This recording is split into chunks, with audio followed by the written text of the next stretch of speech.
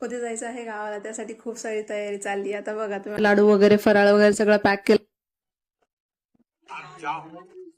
हाय, चला बघूयात आता माझं नाईट केअर पुसून घेऊयात.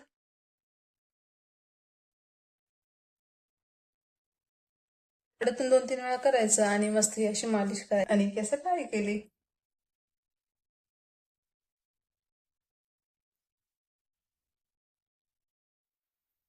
त्यानंतर ना मी मस्त मेहंदी वगैरे काढली. मम्मीला बघा, मम्मी मेहंदी काढायला लागली की ते काय होतं काय माहिती, झोपीत जाते डायरेक्ट. मी पण मेहंदी काढली बघा, छान आहे ना.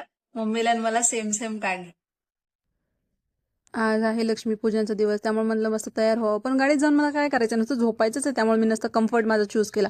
स्वेटर घातलं, त्यानंतर कम्फर्टेबल चप्पल घातली, त्यानंतर माझी उशी पण घेतली एवढी आणि आम्ही प्रवासाला सुरुवात केली. छान करून दिलं. त्यानंतर हे बघा, मी भर रस्त्यात थांबले आणि ब्रश करते. तिथे बघा नेचर कसलं ब्युटिफुल आहे यार. त्यानंतर घरी आले, आवरलं, सगळं स्वच्छ केलं, दिवाळीची मस्त तयारी, रांगोळी वगैरे छान काढली, तयार झाले. त्यानंतर रात्रीचे दिवस होता, मस्त पंती वगैरे पेटवल्या, लावला.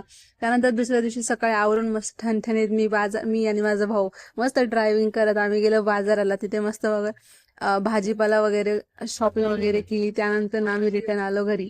त्यानंतर मी आले शेतात. आले तेव्हा आमची मम्मी किती शांतपणा करते बघा, किती खेळती. हे बघा आमचे कांदे कसे पडलेत, वखारी ठेवलेच नाही तर बाहेरच ठेवलेत. माझे पप्पा आणि माझे आजोबा बघा कसे चाललेले आहेत बाहेर, बैल वगैरे घेऊन चरायला. त्यानंतर आम्ही कांदा पेरलेला आहे, पण तो काही चांगला आलेला नाही पावसामुळे. जर ह्यावेळेस सगळं राडाच आहे. विहिरी किती फुल भरल्यात फुल पावसाने. बघा माझी मम्मी किती खोटं खोटं फ्लेक्स मारते. माझे आजोबा, आम्ही गेलो तर सीताफळ काढायसाठी, तर माझे आजोबा आम्हाला म्हणतात की काहीतरी आकडा वगैरे आणायचा ना काढायला, तसं काढायला जमणार नाही. त्यामुळे ही शिळी बघा किती नखरे करते, नुसती पळत होती माहितीये का. आम्ही मस्त गप्पा वगैरे मारला की मजाच वेगळी यार, शेतात बसून गप्पा वगैरे मारायच्या छान. त्यानंतर मस्त तिथं झोप लागली, एक झोप खाल्ली. त्यानंतर सगळ्यांनी भुका लागल्या, कडकडून भुका लागली. मस्त भेळ वगैरे केली, सगळ्यांनी पोटभर जेवण केलं.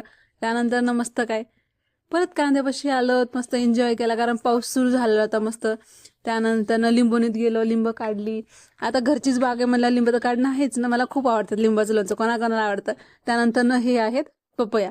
पपया वगैरे बघायला गेलो पिकलेले आहेत का, पण भेटली